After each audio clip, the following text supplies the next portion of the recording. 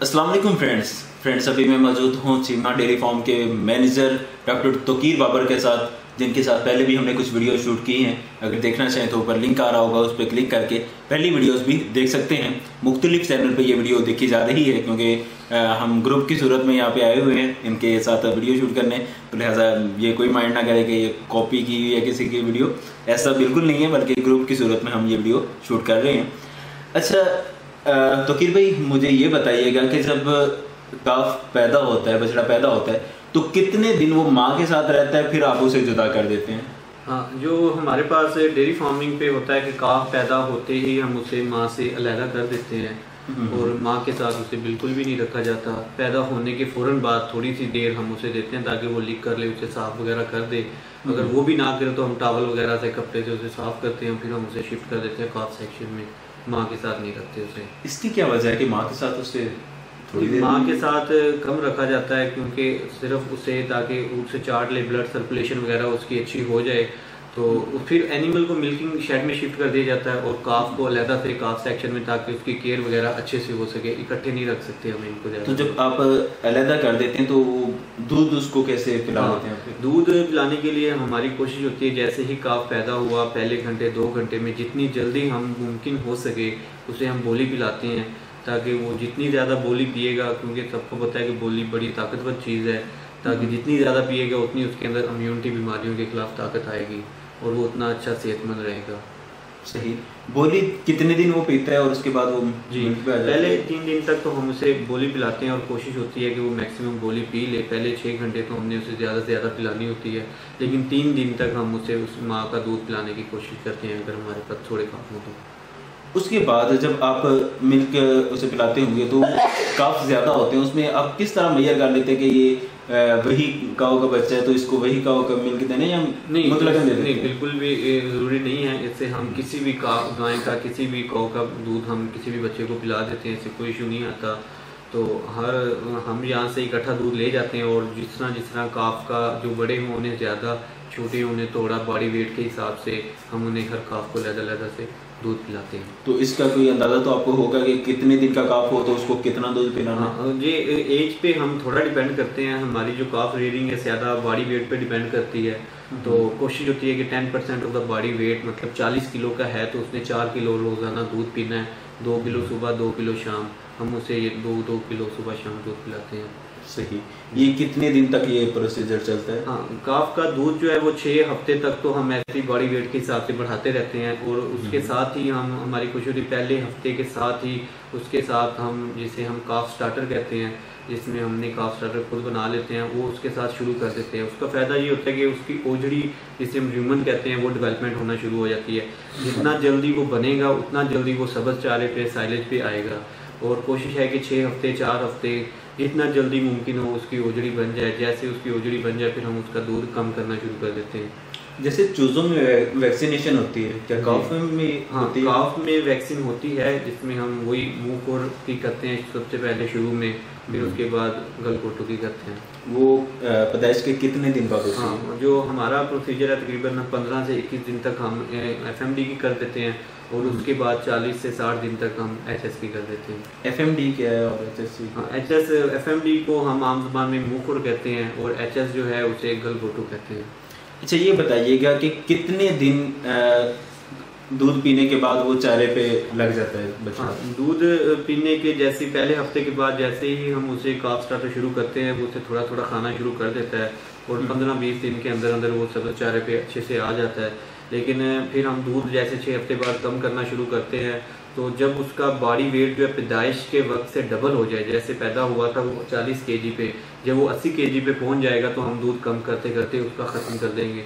और तब तक वो काफ स्टार्टर जो है वो 1.5 से 2 किलो काफ स्टार्टर जो हमारा बच्चों का वंडा होता है वो खाना शुरू कर देता है।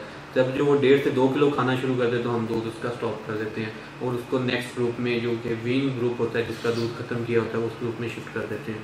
अच्छा डॉक्टर साहब, मुझे ये बताइएगा कि जब आपने काऊ के बारे में बताया कि उसका एक टेम्परेचर जो है वो मैनेज रखना होता है, लेकिन ये बछड़े ये भी तो उसे काऊ के हैं, लेकिन आपने इनको ऐसे क्यों रखा? हाँ बिल्कुल, इनको टेम्परेचर की है कि गर्मी से बचाया जाए, लेकिन उस लिहाज से उतना टेम्परेचर इनको ज़रूरी नहीं है कि हम उसको 15-16 डिग्री 18 डिग्री पे रखें, लेकिन इनके लिए भी पखे और अच्छा माहौल निहायत ही ज़रूरी है।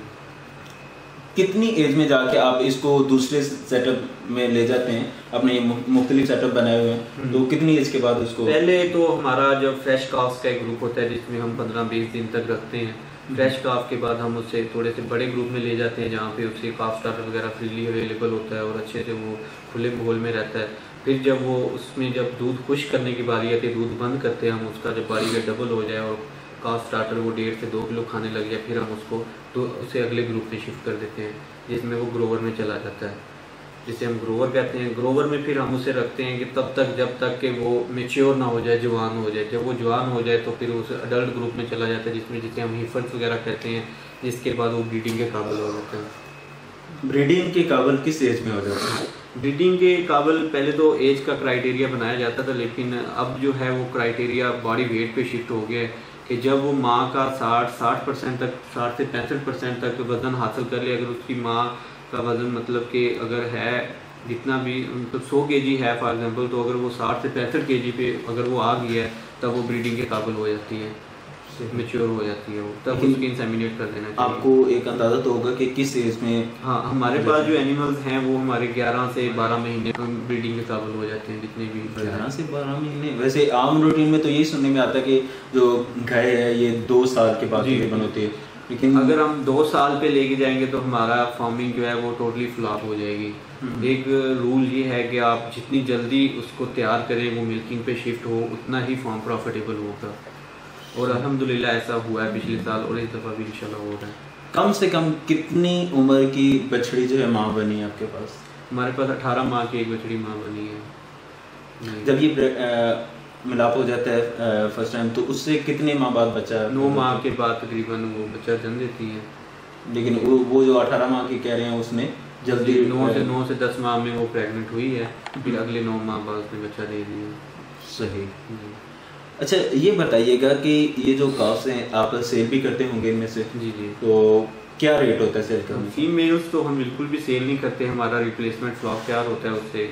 जो मेल्स हैं वो हमारा उसका ब्रीड का रेट है 1 लाख रुपए ब्रीड का रेट है, और 300 जो है पर केजी लाइव बॉडी वेट के हिसाब से वो सेल करते हैं, चाहे वो 1 दिन का हो, साल का हो, 6 माह का हो, उसका एक फिक्स प्राइस है। सपोज कीजिए कि एक बछड़ा है उसने दूध छोड़ा है जी, उस वक्त उसका वेट कितना होगा और टोटल कॉस्ट उसकी कितनी? अगर दूध उसने छोड़ा है उसका 100 kg उसका वेट है तो 1 लाख रुपए ब्रीड का और 30,000 उसकी जो वेट का बनेगा, 1,30,000 उसका रेट बनेगा। सही जी। तो बछड़ियाँ अगर कोई खरीदना चाहे तो वो कैसे हासिल कर सकते? बछड़ियाँ हमारे पास सेल के लिए अवेलेबल नहीं है, वो हमारा अपना फ्लॉक तैयार होता है।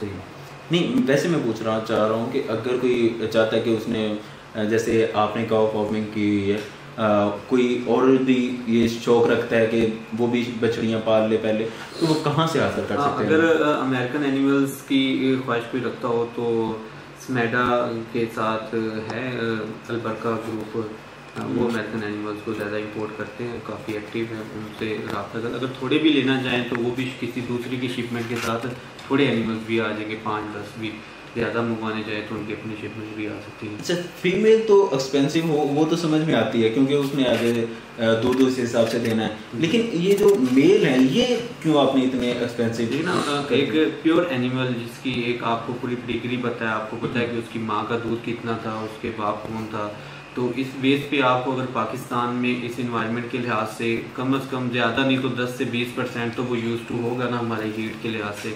अगर आपको यहाँ लोकली तैयार बच्चा मिल जाता है प्योर अमेरिका का, तो वो भी अगर वहाँ से मंगवाते 4 से 5 लाख में आता है। अगर यहाँ आप पाकिस्तान में लेते हैं, इन बड़े एनिमल्स के साथ ही हमने इंपोर्ट किया था, उसका तकरीबन बन चुका है अब 40 मन के करीब उसका वज़न है, माशाल्लाह काफ़ी हैवी है वो जी।